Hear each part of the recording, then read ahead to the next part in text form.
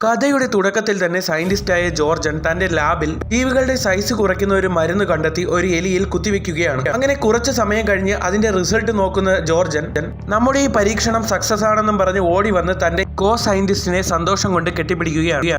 അങ്ങനെ അത് കഴിഞ്ഞ് 10 വർഷങ്ങൾക്ക് ശേഷം ജോർജന്റെ കണ്ടുപിടുത്തങ്ങളെ കുറിച്ച് പറയാൻ മീഡിയയെയും മറ്റു സയന്റിസ്റ്റുകളെയും വിളിച്ചു വരുത്തിയിരിക്കുകയാണ്. എന്നാൽ അവിടേക്ക് വന്നത് ജോർജന്റെ അസിസ്റ്റന്റ് ആയ മാത്യു ആണ്. ഇനി നിങ്ങൾ ഈ എക്സ്പെരിമെന്റിന്റെ ഫാദറായ ജോർജനോട് സംസാരിക്കുമെന്നും പറഞ്ഞ ഒരു കുഞ്ഞു ബോക്സ് ഓപ്പൺ ചെയ്തപ്പോൾ അതിലുള്ളിലുണ്ടായിരുന്ന കുഞ്ഞു ജോർജനെ കണ്ട് എല്ലാവരും അതിശയപ്പെട്ടു. എന്നിട്ട് ജോർജൻ അവരോട് പറയും, ഈ എക്സ്പെരിമെന്റ് കൊണ്ട് ലോകത്തിന് ഉപകാരമേ ഉള്ളൂ. കഴിഞ്ഞ 10 വർഷം കൊണ്ട് ഞാൻ കുറെ അധികം മനുഷ്യരെ കുഞ്ഞു മനുഷ്യരാക്കിയിട്ടുണ്ട്. അതുകൊണ്ടുള്ള ബെനിഫിറ്റ് എന്തെന്നാൽ വളരെ കുറഞ്ഞ ഹ്യൂമൻ വേസ്റ്റ് ആണ് കഴിഞ്ഞ 10 വർഷം കൊണ്ടുണ്ടായത്. അത് ഈ ചാക്കിൽ കൊള്ളാവുന്ന അത്രേ ഉള്ളൂ എന്ന് പറയും.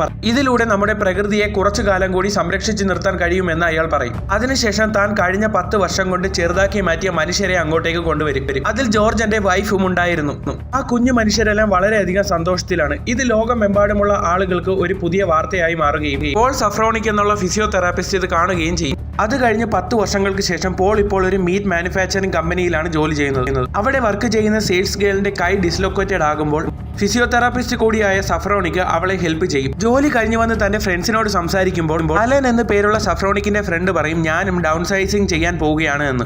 എന്നാൽ ഇതേ സമയം ഒരുപാട് ആളുകൾ ഡൗൺ സൈസിങ് ചെയ്യാൻ തുടങ്ങിയ കാലമായിരുന്നു അത്. അവിടെ നിന്ന് തിരികെ വീട്ടിലെത്തുമ്പോൾ തന്റെ വൈഫിന് നെക്ക് പെയിൻ ആണെന്ന് പറയുമ്പോൾ സഫ്രോണിക്ക് അത് ഫിക്സ് ചെയ്ത് കൊടുക്കും. ഇങ്ങനെ അടുത്ത ദിവസം അവനും വൈഫും ഒരു പാർട്ടിയിൽ പങ്കെടുത്തുകൊണ്ടിരിക്കുമ്പോൾ ഡൗൺ സൈസ് ചെയ്ത അവന്റെ ഫ്രണ്ടും വൈഫും അങ്ങോട്ടേക്ക് വരും. ഇത് കണ്ട് ആ പാർട്ടിയിൽ ഉണ്ടായിരുന്ന ആളുകളെല്ലാം അവരുടെ അടുത്തേക്ക് പോകും. ഡൗൺ സൈസ് ചെയ്ത സഫ്രോണിക്കിന്റെ ഫ്രണ്ട്സിന് സാധാരണ മനുഷ്യരുടെ അത്ര ശബ്ദമില്ലാത്തതിനാൽ ഒരു മൈക്രോഫോൺ കൊണ്ടാണ് അവർ അത്രയും ആളുകളോട് സംസാരിച്ചത്. അതിനുശേഷം ആ കുഞ്ഞു ഫ്രണ്ട് അവനോട് വന്ന് പറയും, നീയും വേണമെങ്കിൽ ഡൗൺ സൈസ് ചെയ്യ്, ഇത് ചെയ്താൽ ഒരുപാട് ബെനിഫിറ്റ് ഉണ്ടാകുമെന്ന് പറയും. അടുത്ത ദിവസം തന്നെ സഫ്രോണിക്കും വൈഫും ആ ഡൗൺ സൈസ് ചെയ്യുന്ന സ്ഥലത്തേക്ക് പോകും. അവിടെ എത്തുമ്പോഴേക്കും ഡൗൺ സൈസ് ചെയ്ത ഒരു കുഞ്ഞു മനുഷ്യൻ അവരോട് വന്ന് പറയും, ഡൗൺ സൈസ് ചെയ്തപ്പോൾ എനിക്ക് കിട്ടിയ വലിയ വീടാണ് ഇത്. ഞാൻ നിങ്ങളെ പോലെ വലിയ മനുഷ്യരായിരുന്നപ്പോൾ എനിക്ക് ഇത്രയും വലിയ ലക്ഷറി ഒന്നും ഉണ്ടായിരുന്നില്ല എന്ന് പറയും. എന്നിട്ട് അവന്റെ വീടിന്റെ അകഭാഗം കാണിക്കുമ്പോൾ അവന്റെ വൈഫ് ലക്ഷറി ഒരു ബാത്ത് ടബിൽ കിടന്ന് കുളിക്കുകയാണ്. ഇപ്പോൾ തന്റെ വിലപിടിപ്പുള്ള ഡയമണ്ടും അവരെ കാണിച്ചു കൊടുക്കും. അത് കാണുന്ന സഫ്രോണിക്കും വൈഫും അതിനുശേഷം ഡൗൺ സൈസ് ചെയ്ത ആളുകൾ താമസിക്കുന്ന മിനി വേൾഡ് വന്ന് കാണും.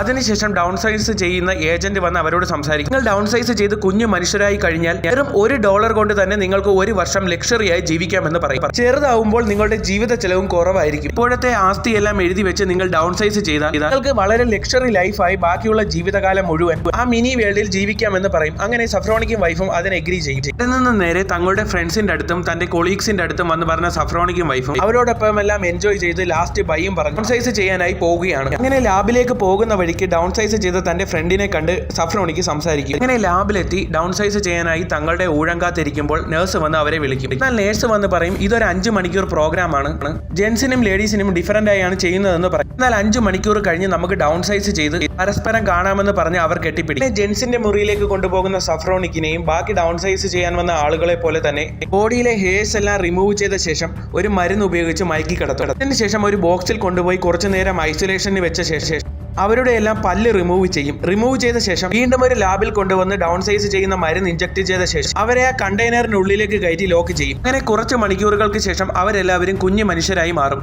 ഒരു നഴ്സ് വന്ന് കുഞ്ഞായി പോയ സഫ്രോണിക്കിനെ ഒരു സ്പൂണിലെടുത്ത് മറ്റൊരു ചെറിയ റൂമിലേക്ക് പോകും. അവിടെ നേരത്തെ ഡൗൺ സൈസ് ചെയ്ത ചെറിയ ഡോക്ടേഴ്സ് ആയിരുന്നു ഉണ്ടായിരുന്നത്. ചെറിയ ഡോക്ടേഴ്സ് ഇളക്കി മാറ്റിയ സഫ്രോണിക്കിന്റെ പല്ലുകൾക്ക് പകരം ചെറിയ പല്ലുകൾ വെച്ച് കൊടുക്കുകയാണ്. അങ്ങനെ കുറച്ച് മണിക്കൂറുകൾക്ക് ശേഷം ബോധം വന്ന സഫ്രോണിക്സിന്റെ അടുത്തേക്ക് ഒരു നഴ്സ് വന്ന ശേഷം പറയും, welcome to our small world എന്ന് പറയും. എന്നാൽ അപ്പോഴേക്കും സഫ്രോണിക്സിന് ഒരു കോൾ വരും. അത് അവന്റെ വൈഫ് ആയിരുന്നു. എന്റെ മുടിയെല്ലാം ഷേവ് ചെയ്തപ്പോൾ ഇങ്ങനെ ചെയ്യുന്നത് എനിക്ക് തെറ്റാണെന്ന് തോന്നി, നീ എന്നോട് ക്ഷമിക്കണമെന്ന് സഫ്രോണിക്സിനോട് പറയും. എന്നാൽ ഇത് കേൾക്കുമ്പോൾ ഭാര്യ തന്നെ ചതിക്കുകയാണെന്ന് മനസ്സിലാക്കിയ സഫ്രോണിക്സ് വളരെയധികം വിഷമമാകും. അങ്ങനെ ഭാര്യ പോയ വിഷമത്തിലുള്ള സഫ്രോണിക്സിനെ ആ കുഞ്ഞു ലോകത്തിലേക്ക് ഒരാൾ കൂട്ടിക്കൊണ്ടു പോകും. അവിടെ എത്തിയ ശേഷം ആ വലിയ ആളുകളുടെ ലോകം അവസാനമായി ഒന്ന് നോക്കിയ ശേഷം സഫ്രോണിക് അയാളോടൊപ്പം തന്റെ പുതിയ വീട്ടിലേക്ക് പോകും. അതൊരു വലിയ ബിഗ് വീടായിരുന്നു. സഫ്രോണിക്സിനെ ആ വീട്ടിലാക്കി അയാൾ അവിടെ നിന്ന് പോകും.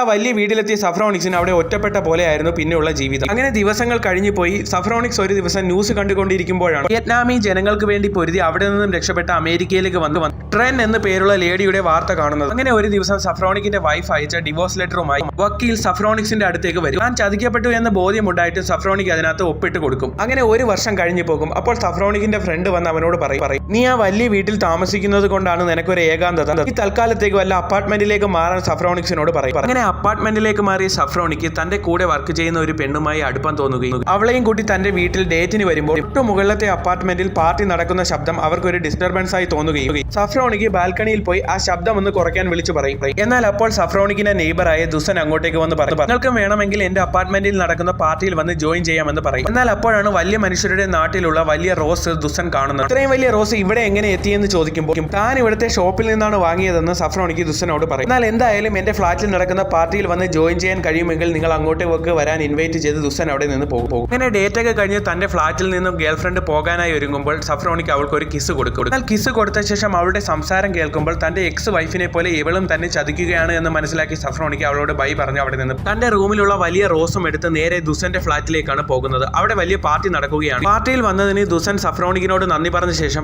തന്റെ ഫ്രണ്ടായ ക്യാപ്റ്റൻ ആൽബർട്ടിനെ പരിചയപ്പെടുത്തി കൊടുക്കും. എന്നിട്ട് സഫ്രോണിക്ക് ആ പാർട്ടിയിൽ കയറി ഡ്രിങ്ക്സ് ഒക്കെ കഴിച്ച് മദ്യപിച്ച് എൻജോയ് ചെയ്യും. അങ്ങനെ അടുത്ത ദിവസം രാവിലെ ദുസന്റെ ഫ്ളാറ്റിൽ ബോധമില്ലാതെ കിടക്കുമ്പോഴാണ് ഒരു കാലുവയ്യാത്ത ലേഡി അവിടെ ക്ലീനിങ് ആയി വരുന്നത് സഫ്രോണിക്ക് കാണുന്നത്. ഇതേ സമയം ദുസൻ ഒരു കോഫിയുമായി സഫ്രോണിക്സിന്റെ അടുത്ത് വന്ന് പറയും, നമ്മൾ ഈ ചെറിയ മനുഷ്യരായതുകൊണ്ടുള്ള ബെനിഫിറ്റ് എന്തെന്നാൽ അവിടെ നമുക്ക് അഷ്ടിച്ച് ജീവിക്കാനുള്ള പണം ഉണ്ടെങ്കിൽ ഇവിടെ നമുക്ക് കോടീശ്വരന്മാരെ പോലെ ജീവിക്കാമെന്ന്. എന്നാൽ ഇത് കേൾക്കുന്ന സഫ്രോണിക്സ് ദുസനോട് പറയും, ഞാൻ ഭൂമിയെ പൊല്യൂഷനിൽ നിന്ന് സംരക്ഷിക്കാൻ കൂടി വേണ്ടിയാണ് ചെറിയ മനുഷ്യനായതെന്ന് ദുസനോട് പറയും. എന്നാൽ ആ ക്ലീനിങ്ങിന് വന്ന ഒരു ലേഡി അവിടെയുള്ള മരുന്നൊക്കെ എടുക്കുന്നത് കണ്ട് സഫ്രോണിക്ക് അങ്ങോട്ടേക്ക് വന്ന് നീ എന്താണ് ചെയ്യുന്നതെന്ന് ചോദിക്കും. എന്നാൽ ഈ മരുന്നെല്ലാം ഓൾഡ് ആയതാണ്, ഇത് എന്നോട് എടുത്തോളാനാണ് ദുസൻ പറഞ്ഞതെന്ന് പറയും. എന്നിട്ട് അവൾ സഫ്രോണിക്കിനോട് ഈ മരുന്ന് എന്തിനുള്ളതാണെന്ന് ചോദിക്കുമ്പോൾ ഇത് പെയിൻ കില്ലർ ആണെന്ന് അവൻ അവളോട് പറയും. എന്നാൽ അപ്പോഴാണ് സഫ്രോണിക്ക് ശ്രദ്ധിക്കുന്നത് താൻ മുമ്പിൽ ന്യൂസിൽ കണ്ട വിയറ്റ്നാമി ഗേൾ ആണ് അവളെന്ന്. നിന്റെ പേര് ട്രെൻ എന്നല്ലേ, നിന്നെ പറ്റി ഞാൻ ന്യൂസിൽ കണ്ടു എന്ന് സഫ്രോണിക്ക് അവളോട് പറയും. അതിനുശേഷം ഒരു ഫിസിയോതെറാപ്പിസ്റ്റ് കൂടിയായ സഫ്രോണിക്ക് അവളുടെ വെപ്പുകാൽ അഡ്ജസ്റ്റ് ചെയ്ത് കൊടുക്കുകയാണ്. എന്നാൽ അവൾ സഫ്രോണിക്കിനോട് പറയും, നിങ്ങൾ എന്നെ ഹെൽപ്പ് ചെയ്തതുപോലെ തന്നെ എന്റെ വീട്ടിൽ ഒരാളുണ്ട്, അവളെയും കൂടി ഒന്ന് ഹെൽപ്പ് ചെയ്യണമെന്ന് പറഞ്ഞ് സഫ്രോണിക്കിനെ അങ്ങോട്ടേക്ക് കൊണ്ടുപോകും. അങ്ങനെ ടൗണിൽ നിന്ന് ഒരുപാടധികം ദൂരെ സഫ്രോണിക്സിനെയും കൊണ്ട് അവൾ പോകും. അപ്പോഴാണ് സഫ്രോണിക്ക് ആ ടണൽ കാണുന്നത്. ആ ടണൽ കഴിഞ്ഞ് ബസ്സുള്ള സ്ഥലം സഫ്രോണിക്ക് കാണുമ്പോൾ ഞെട്ടിപ്പോകും. ഒരുപാടധികം പാവപ്പെട്ട ആളുകൾ തിങ്ങിപ്പാർക്കുന്ന ഒരു സ്ഥലമായിരുന്നു അത്. അതിനുശേഷം സഫ്രോണിക്കിനെയും കൂട്ടി അവൾ അവളുടെ പ്ലേസിലേക്ക് പോകും.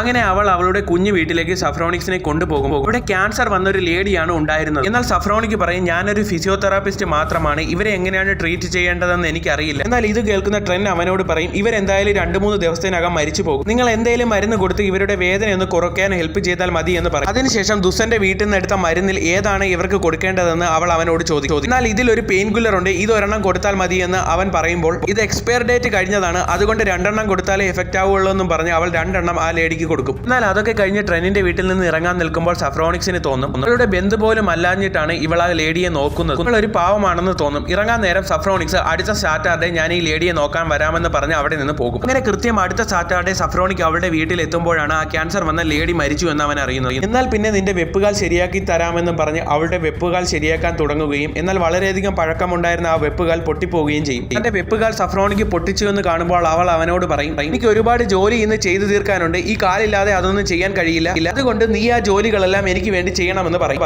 അങ്ങനെ പണി കിട്ടിയ സഫ്രോണിക്ക് ട്രെയിനിനെയും എടുത്തുകൊണ്ട് അവൾ ചെയ്യേണ്ട ജോലികളെല്ലാം ചെയ്തു. എന്നാൽ ജോലിക്ക് ചെല്ലുന്ന ഓരോ വീട്ടിൽ നിന്നും ബാക്കി വരുന്ന ഫുഡ് കളക്ട് ചെയ്യുന്നത് അവൻ കാണുന്നുണ്ടായിരുന്നു. എന്നാൽ അവിടെ നിന്ന് കളക്ട് ചെയ്ത ഫുഡ് എല്ലാം സഫ്രോണിക്സിനെ കൊണ്ട് അവൾ എടുപ്പിച്ച് കൊണ്ടുവന്നത് ആഹാരമില്ലാത്ത കുറെ പാവങ്ങളുടെ അടുത്തേക്കാണ്. അങ്ങനെ 2 ആഴ്ചകൾക്ക് ശേഷം ദുസൻ തന്റെ വീടിന്റെ ക്ലീനിങ്ങിനായി ട്രെന്നിനെ വിളിക്കുമ്പോഴാണ് അവരോടൊപ്പം സഫ്രോണിക്സും വരുന്നത് കാണുന്നത്. നീ അവളെ സഹായിക്കാൻ പോയിട്ട് പെട്ടുപോയോ എന്നും പറഞ്ഞ് ദുസൻ സഫ്രോണിക്കിനെ കളിയാക്കുമ്പോൾ അവൻ പറയും, അവളുടെ വെപ്പുകാലി ഞാൻ പൊട്ടിച്ചു, പക്ഷേ ഇനി പുതിയ വെപ്പുകാലി വരാൻ 4 ആഴ്ച എടുക്കും, അതുവരെ അവൾ ചെയ്യേണ്ട ജോലിയെല്ലാം ഞാൻ ചെയ്യേണ്ടി വരും, നീ എന്നെ ഇതിൽ നിന്ന് രക്ഷിക്കണമെന്ന് സഫ്രോണിക്സ് ദുസനോട് പറയും. എന്നാൽ അപ്പോഴേക്കും സഫ്രോണിക്കും ദുസനും ദുസന്റെ ഫ്രണ്ട് ക്യാപ്റ്റനും കൂടി ട്രെന്നിനെ വിളിച്ച ശേഷം അവളോട് പറയും, നമ്മുടെ ഗ്രേറ്റ് സയന്റിസ്റ്റ് ആയ ജോർദൻ പറഞ്ഞിട്ട് കുറച്ച് സാധനങ്ങളും കൊണ്ട് ഞങ്ങൾ നോർവേയിലേക്ക് പോവുകയാണ്, സഫ്രോണിക്കും ഞങ്ങളോടൊപ്പം വരുന്നുണ്ട്, നീ അവനെ ഞങ്ങളോടൊപ്പം വരാൻ വിടണമെന്ന് പറയും. സയന്റിസ്റ്റ് ജോർജൻ എനിക്ക് പണ്ട് മെസ്സേജ് അയച്ചിട്ടുണ്ട്, എനിക്കും അദ്ദേഹത്തെ കാണണമെന്നുണ്ട്, ഞാനും നിങ്ങളോടൊപ്പം വരുന്നു എന്ന് ട്രെൻ അവരോട് പറയും. അങ്ങനെ സയന്റിസ്റ്റ് ജോർജൻ പറഞ്ഞിട്ട് ചാരിറ്റിയായി കൊണ്ടുവരുന്ന ഒരുപാട് വെള്ളവും ഫുഡും കൊണ്ട് സഫ്രോണിക്കും ട്രെന്നും ക്യാപ്റ്റനും എല്ലാവരും കൂടി സയന്റിസ്റ്റിനെ കാണാനായി പോകും. എന്നാൽ അടുത്ത ദിവസം രാവിലെ ഗ്രേറ്റ് സയന്റിസ്റ്റ് അവരുടെ കപ്പലിലേക്ക് വരികയും നിങ്ങൾ ചെയ്യുന്ന ചാരിറ്റിക്ക് നന്ദി പറയുകയും ചെയ്യും. എന്നിട്ട് അവരോട് പറയും, നമ്മൾ ഡൗൺ സൈസ് ചെയ്തപ്പോൾ ഒരുപാട് പൊല്യൂഷൻ കുറഞ്ഞു, എന്നാലും ഭൂമി ഉടനെ തന്നെ അവസാനിക്കും, അങ്ങനെ സംഭവിച്ചാലും മനുഷ്യരാശിക്ക് ഒന്നും വരാതിരിക്കാനുള്ള കണ്ടുപിടുത്തത്തിലാണ് ഞാൻ എന്ന് അവരോട് പറയും. അങ്ങനെ സംസാരമൊക്കെ കഴിഞ്ഞ് സഫ്രോണിക്ക് രാത്രി ട്രെന്നിന്റെ അടുത്ത് വന്ന് അവളുടെ മുറിഞ്ഞുപോയ കാലിൽ മസാജ് ചെയ്ത് കൊടുക്കുമ്പോൾ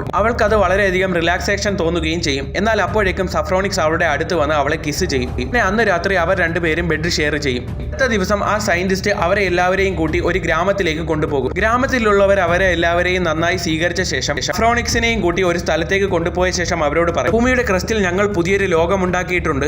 അടുത്ത ദിവസം ഞങ്ങൾ എല്ലാവരും ഭൂമിയുടെ ക്രസ്റ്റിലേക്ക് പോകും. ഭൂമി അവസാനിച്ചാലും മനുഷ്യകുലം ഒരിക്കലും അവസാനിക്കില്ല. അതിനാണ് ഈ ട്രസ്റ്റിലേക്ക് ഞങ്ങൾ പോകുന്നത്. അവിടേക്കുള്ള ഫുഡിന്റെ ആവശ്യത്തിനാണ് നിങ്ങളുടെ ഹെൽപ്പ് തേടിയതെന്ന് പറയും. അങ്ങനെ അന്ന് രാത്രി ഫുഡ് കഴിച്ചുകൊണ്ടിരിക്കുമ്പോൾ ആ ഗ്രേറ്റ് സയന്റിസ്റ്റ് അവരോട് ചോദിക്കും, മനുഷ്യകുലം നിലനിർത്താനായി ആരൊക്കെയാണ് എന്നോടൊപ്പം ഭൂമിയുടെ അടിയിൽ നമ്മൾ ഉണ്ടാക്കിയ ലോകത്തേക്ക് വരുന്നതെന്ന് ചോദിക്കുമ്പോൾ ആ ഗ്രാമത്തിലുള്ള എല്ലാവരെയും എണീക്കും. ഇത് കണ്ട് സഫ്രോണിക്കും അവരോടൊപ്പം പോവാൻ തയ്യാറാകും. എന്നാൽ ട്രെന്നും ദുസനും എല്ലാം സഫ്രോണിക്സിനോട് നീ പോകണ്ട എന്ന് പറയുമെങ്കിലും അവൻ അതൊന്നും കേൾക്കില്ല. ഇത് നന്മയുള്ള കാര്യമല്ലേ, അതുകൊണ്ട് ഞാനിത് ചെയ്യുമെന്ന് പറയും. അവരുടെ ഭൂമിയിലെ അവസാനത്തെ സൂര്യാസ്തമയം കണ്ട ശേഷം ഓരോരുത്തരായി ഭൂമിയുടെ അടിയിലേക്ക് പോകാനുള്ള ട്രെന്നിലേക്ക് കടക്കുകയാണ്. സഫ്രോണിക്ക് ദുസന്റെ അടുത്ത് വന്ന് ട്രെന്നിന്റെ അടുത്ത് വന്നും ഞാൻ പോവുകയാണെന്ന് പറയും. എന്നാൽ അപ്പോൾ ട്രെൻ അവനോട് പറയും, നിനക്ക് പോകാതിരുന്നൂടെ എന്ന്. എന്നാൽ അതൊന്നും വകവയ്ക്കാതെ ആ ടണലിന്റെ അകത്ത് കയറുമ്പോഴാണ് സഫ്രോണിക്സിന് തോന്നുന്നത് തനിക്ക് ട്രെൻ ഇല്ലാതെ ജീവിക്കാൻ കഴിയില്ല എന്ന്. അവൻ ഉടനെ തന്നെ തിരിച്ച് ആ ട്രെഞ്ചിൽ നിന്നും അവളുടെ അടുത്തേക്ക് ഓടിയെത്തും.